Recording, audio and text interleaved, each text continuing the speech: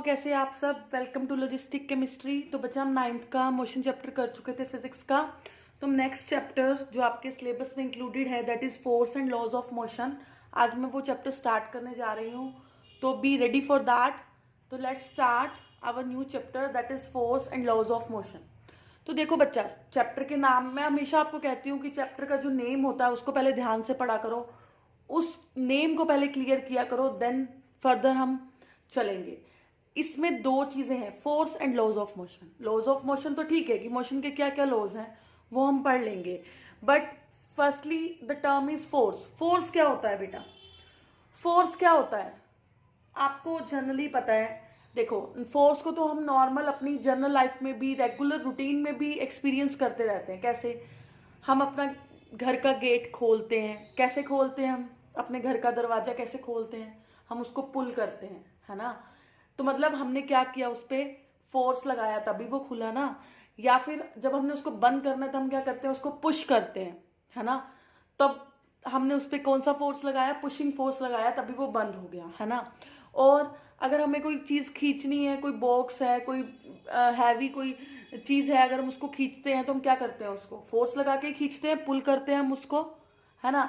अगर हमने उसको कहीं और एक एक प्लेस से दूसरे प्लेस पे ले जाना है, एक पोजीशन से दूसरी पोजीशन में जाना है, तो हम उसको पुश करते हैं या उसको पुल करते हैं, तभी उसकी पोजीशन चेंज होती है। तो वो पुश और पुल क्या है? वो फोर्स है ना। तो हम क्या कह सकते हैं? A push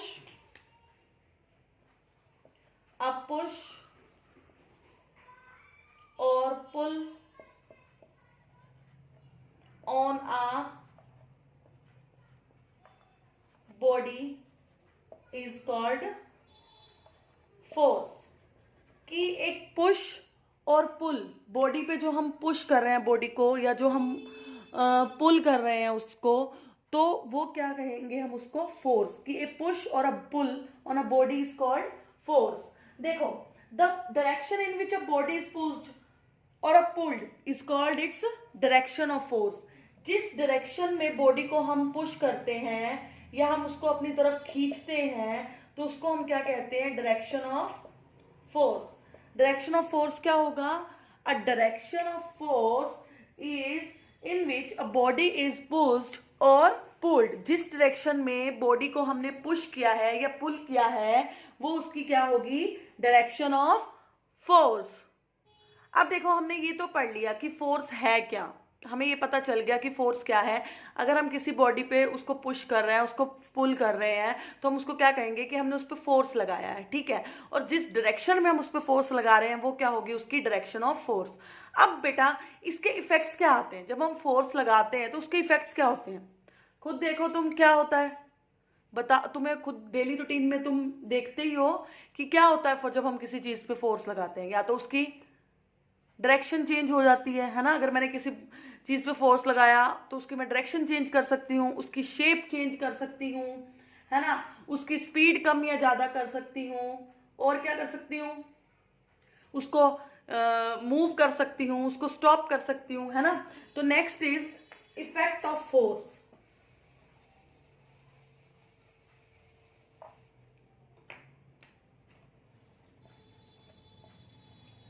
effects of force, की फोर्स के इफेक्ट क्या है? तो number one effect is the force can move a force can move a stationary object. कि एक फोर्स से मैं क्या कर सकती हूँ? एक फोर्स जो है वो एक रुके हुए ऑब्जेक्ट को मूव करा सकता है। जो ऑब्जेक्ट रेस्ट स्टेट में है, जो रुका हुआ है, अगर उसको हमें मूव कराना है तो हमें क्या करना पड़ेगा? उस पर फोर्स लगाना पड़ेगा। दूसरा, अब कोई बॉडी मूव कर रही है तो हमें उसे स्टॉप करना है, तो भी तो हम फोर्स लगाएंगे।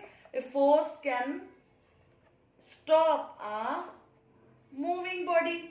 कि कोई बॉडी मूव कर रही है, अगर हमें उसे स्टॉप करना है, उसे रोकना है, तो हम क्या लगाएंगे? फोर्स लगाएंगे। क्लियर है? थर्ड, मैंने आपको क्या बताया? ए force can change the speed of body. Force से हम स्पीड भी चेंज कर सकते हैं किसी ऑब्जेक्ट की। चौथा, अ force can change the direction, direction भी चेंज कर सकते हैं हम फोर्स की, फोर्स से किसी ऑब्जेक्ट की, है ना। अगर हम कोई ऑब्जेक्ट किसी एक डायरेक्शन में मूव कर रहा है, अगर हम उसे किसी और डायरेक्शन में मूव करना है तो हम उस पर फोर्स लगाएंगे उसी डायरेक्शन में जिस डायरेक्शन में हमें उसे मूव कराना है, तो उसकी डायरेक्शन चेंज हो जाएगी। फिफ्थ क्या है कि force can change the shape of body, हमें किसी बॉडी की शेप चेंज करनी है तब हम उस पर फोर्स लगा के उसकी शेप चेंज कर सकते हैं। चलो अब मैंने तुम्हें ये बता तो दिया कि फोर्स के क्या क्या इफेक्ट आते हैं, तो है ना, अब मेरे को कोई एग्जांपल भी तो बताने पड़ेंगे जिसमें हम ये इफेक्ट्स को देख सकें कि इफेक्ट आया कि नहीं। देखो राजे, सबसे पहला इफेक्ट आपको कहा है, a force can move a stationary body. Force जो है वो स्टेशनरी बॉडी को मूव करा सकता है, रुकी हुई बॉडी को मूव करा सकता है। तो जर्नल हम रोज एक्सपीरियंस करते हैं राजे। आप लोग क्या करते हो, फुटबॉल खेलते हो तो जो हमारी बॉल होती है वो पहले स्टेशनरी होती है, रेस्ट पे होती है, रुकी होती है। हम क्या करते हैं, उसको किक करते हैं। करने का मतलब हमने उस पर फोर्स लगाया और वो मूव करने लग गई। तो ये किसका एग्जाम्पल हो गया, इफेक्ट फर्स्ट का पॉइंट का एग्जाम्पल हो गया ना कि force can move a stationary object, है ना। उसके बाद a force can make a moving body stop. एक मूविंग बॉडी को पे अगर हम फोर्स लगाएं तो वो रुक भी सकती है। एग्जाम्पल, हम नॉर्मली साइकिल चला रहे हैं तो हम क्या करते हैं, हमारे आगे कोई आ जाता है तो हम ब्रेक लगाते हैं ना। ब्रेक हम लगाते हैं तो हमारा जो व्हीकल होता है, जो हमारी साइकिल होती है वो रुक जाती है। दैट मीन्स हमने उस पर फोर्स लगाया, फोर्स लगाने से जो मूविंग बॉडी थी वो स्टॉप हो गई, है ना। तो दूसरा पॉइंट भी क्लियर हो गया, दूसरे का एग्जाम्पल भी क्लियर हो गया। Force can stop a moving body. A force can change the speed, speed भी चेंज कर सकता है फोर्स, कर सकता है ना फोर्स स्पीड चेंज। कैसे, अब आप साइकिल चला रहे हो, ठीक है, अगर मैं आपको पीछे से आके पुश कर दूं तो आपकी स्पीड चेंज हो जाएगी ना, क्या हो जाएगी, स्पीड आपकी इंक्रीज हो जाएगी अगर मैं आपको आपकी ही डायरेक्शन में पुश कर रही हूं तो ए force can change the speed, increase भी कर सकती है स्पीड और डिक्रीज भी। इंक्रीज कैसे करेगी, जब मैं आपकी ही डायरेक्शन में आपको पुश करूंगी, जिस डायरेक्शन में आप मूव कर रहे हो, मैं आपको पीछे से अगर आके पुश करती हूँ तो आप उसी डायरेक्शन में मूव करने लगोगे और पर आपकी स्पीड जो होगी वो बढ़ जाएगी। बट अगर आप में आ रहे हो, मैं आपके सामने से आ जाऊं और सामने से आके आपकी साइकिल रोकूं तो आपकी स्पीड डिक्रीज हो जाएगी, है ना। आपकी स्पीड डिक्रीज हो जाएगी क्योंकि मैंने आपके अपोजिट डायरेक्शन में फोर्स लगा दिया, ठीक है। तो force can change the speed of an object. दूसरा है डायरेक्शन भी चेंज कर सकती है। डायरेक्शन कैसे चेंज करती है, हम बैडमिंटन खेलते हैं, बैडमिंटन में क्या होता है कि एक जो बैडमिंटन प्लेयर होता है वो शटल को हिट करता है और हिट करके वो दूसरे को दे देता है। जब दूसरे के पास आती है तो वो शटल को हिट करता है तो वो पहले के पास चली जाती है। तो पहले ने क्या किया, डायरेक्शन चेंज की उसकी दूसरे की तरफ। जब दूसरे के पास आई तो उसने पहले की तरफ फेंकना था तो उससे उसकी शटल की डायरेक्शन चेंज हो गई।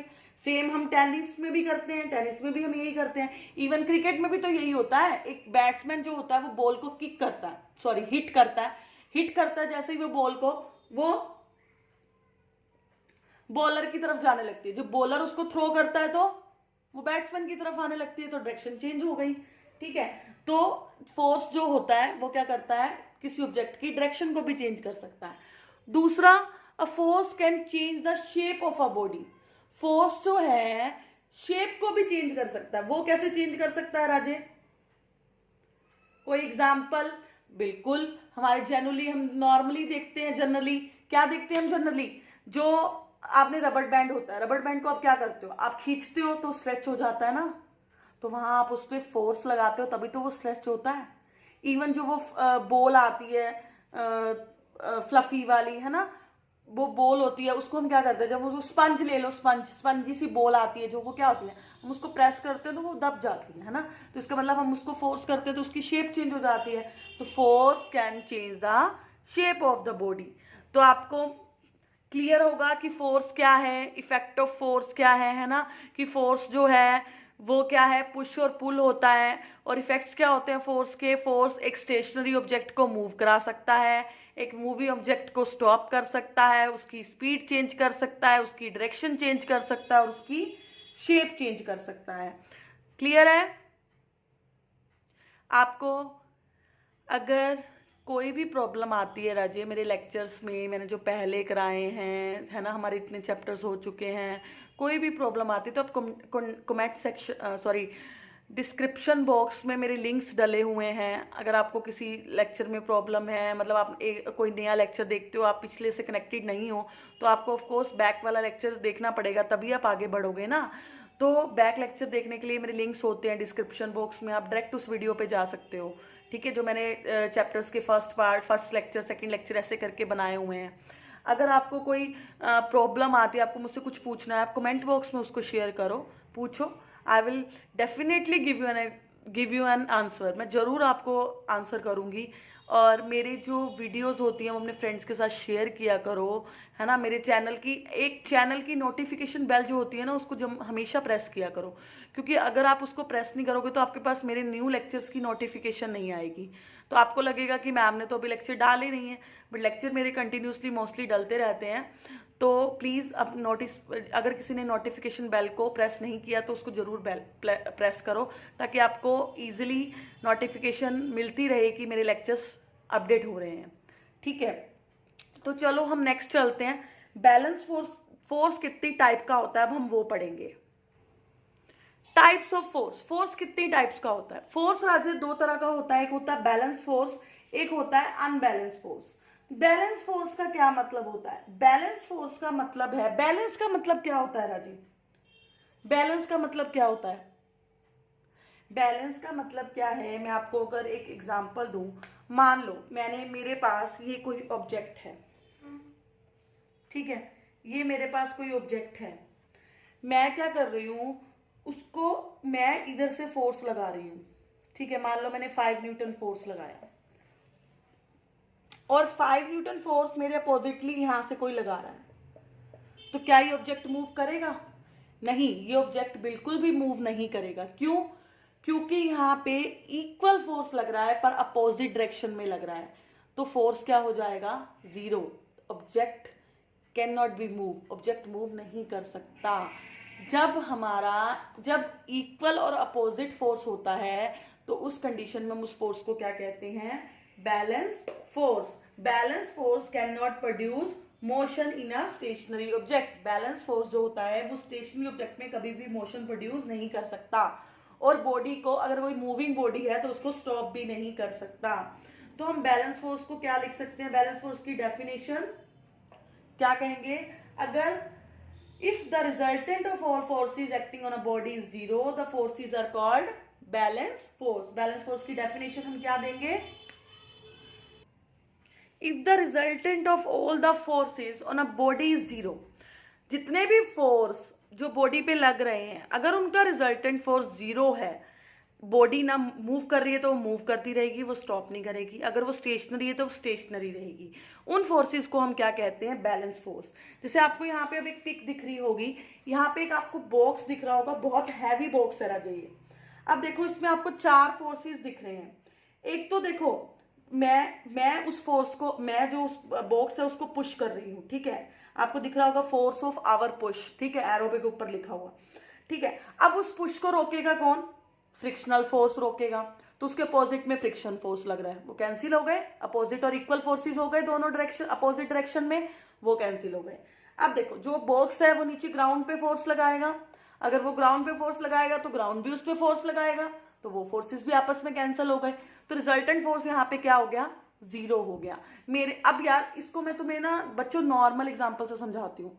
हम टंग ऑफ वॉर गेम खेली है, आपने टंग ऑफ वॉर गेम खेली है किसी ने, मोस्टली बच्चों ने खेली होगी, पर आपको इंग्लिश में इसका नाम नहीं पता होगा, tug of war. Tug of war game आपने मोस्टली खेली होगी बच्चा, बट आपको मैं इंग्लिश में बोल रही हूँ इसका नाम tug of war, that's why आपको नहीं ध्यान आ रहा कि हम खेलते हैं नहीं खेलते। अरे वो रस्सी वाली गेम नहीं खेलते, एक रस्सी होती है, एक 2 टीम्स होती हैं, रस्सी को पुल करती हैं, तो जो सारे मेंबर्स को अपनी तरफ खींच लेते, रस्सी को जो अच्छे से फोर्स लगा के खींच लेता है वो जीत जाता है। आपको पिक दिखाती हूं मैं, देखो आपको पिक दिख रही हो गई, टग ऑफ वॉर इसको बोलते हैं, जिसको हम रॉप पुलिंग भी कहते हैं, ठीक है, इसको रॉप पुलिंग भी कहते हैं। तो देखो किस कंडीशन में रस्सी नहीं मूव करेगी, जब दोनों तरफ से इक्वल फोर्स लगेगा तो रस्सी मूव नहीं करेगी। पर मान लो अगर एक टीम ने रस्सी को छोड़ दिया, या एक टीम जो है वो वीक है, उसमें पतले पतले से प्लेयर हैं और एक में हेल्दी हेल्दी प्लेयर्स हैं, तो वीक वाले प्लेयर्स ने क्या किया, उनसे खींची नहीं जा रही, उन्होंने छोड़ दिया, तो रस्सी जो है वो सारी की सारी उधर चली जाएगी, या फिर जो हेल्दी वाले जो प्लेयर्स हैं वो क्या करेंगे, वीक वालों को अपनी तरफ इजिली खींच लेंगे और विनर बन जाएंगे, है ना।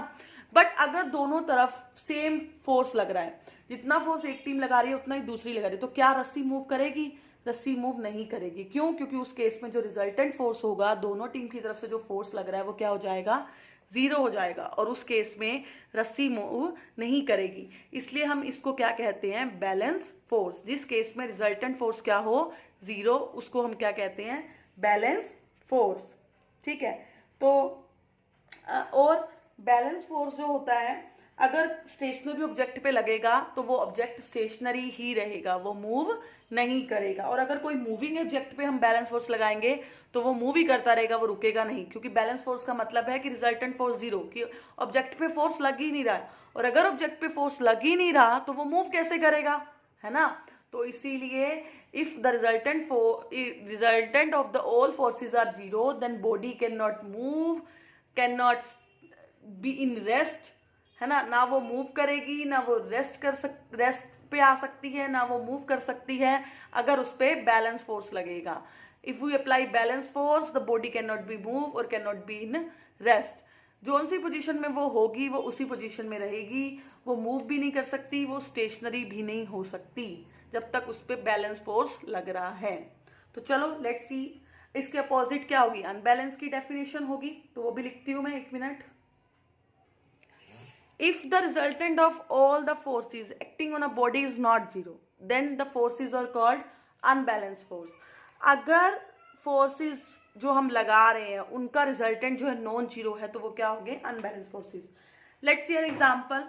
मैंने आपको कहा था ये कि मेरे पास एक, मान लो मेरे पास ये एक बॉक्स है, ठीक है। अब मेरे पास जो यहाँ से फोर्स लग रहा है, मान लो वो 5 न्यूटन लग रहा है, पर जो इधर से मैं फोर्स लगा रही हूं वो मेरे पास 10 न्यूटन है। अब फोर्स इधर ज्यादा है तो क्या करेगा, ऑब्जेक्ट इधर की तरफ पुश हो जाएगा और मूव करेगा। तो यहाँ पे मैंने क्या लगाया, अनबैलेंस फोर्स लगाया, क्योंकि यहाँ पे जो रिजल्टेंट फोर्स था वो नॉन जीरो है। ये वाला बंदा 5 न्यूटन फोर्स लगा रहा है, 10 न्यूटन लगा रहा है, तो of course 10 Newton is more than 5 Newton. तो जो ये ऑब्जेक्ट है ये मूव करेगा और इस डायरेक्शन में मूव करेगा। ठीक है, अगर अब मैं कहूं इधर 10 न्यूटन है और इधर 5 न्यूटन है, तब क्या होगा, इधर 5 न्यूटन है और उधर 10 न्यूटन है। अब ऑब्जेक्ट किस डायरेक्शन में मूव करेगा, इस डायरेक्शन पे। पर ऑब्जेक्ट मूव करेगा अगर हम क्या कर रहे हैं, फोर्सेस जो हैं डिफरेंट डिफरेंट लगा रहे हैं। ठीक है, तो if the resultant of the forces acting on a body is not zero, then forces are called unbalance force. Even आप ये ऐसे भी कर सकते हो, जरूरी नहीं है अनबैलेंस फोर्सेस सेम डायरेक्शन में भी। देखो जो बैलेंस फोर्स है वो हमेशा अपोजिट डायरेक्शन में लगेगा, ये ध्यान रखना, बैलेंस फोर्स हमेशा अपोजिट डायरेक्शन में लगेगा। बट अनबैलेंस फोर्स आप अपोजिट डायरेक्शन में भी लगा सकते हो और सेम में भी। मान लो इधर है, इधर ये 5 न्यूटन का लगा रहा है, ये 10 न्यूटन का लगा रहा है, तो टोटल तो 15 न्यूटन का फोर्स उस पर लग रहा है ना, तो ये ऑब्जेक्ट मूव करेगा, नॉट अ बिग डील, है ना।